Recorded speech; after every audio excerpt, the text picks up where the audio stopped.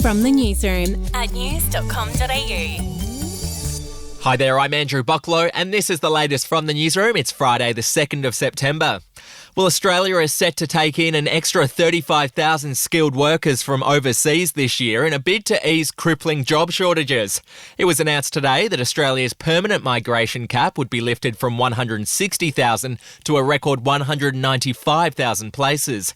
Here's Anthony Albanese on the ABC. Well, there's a consensus that there's a need for an increase, and there's also consensus that it's not just about the numbers, but it's about the makeup of our migration system, that we need to move towards more permanent migration rather than a reliance on temporary labour.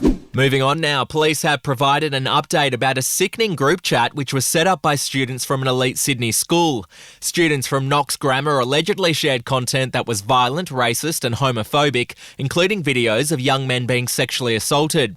Police reviewed the chat group and announced today that none of the content was classified as child abuse material. Several students have been suspended and some expelled over the incident.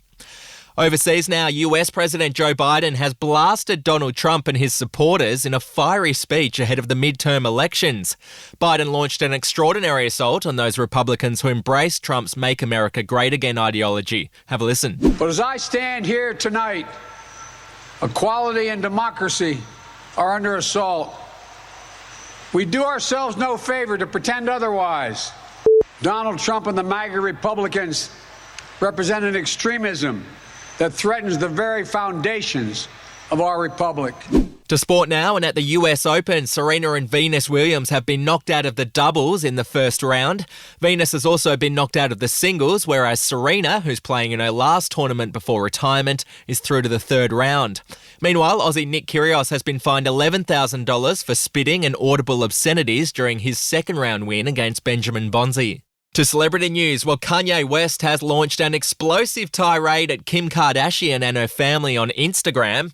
He blasted Kris Jenner for letting Kim do a Playboy photo shoot back in the day and had a crack at Kim over the school their 4 kids attend. Kim texts Kanye begging him to stop the Instagram tirade, but he refused and ended up posting her messages on social media. And finally, Tiffany Haddish and a fellow comedian have been hit with a lawsuit accusing them of grooming a 14-year-old girl and her 7-year-old brother.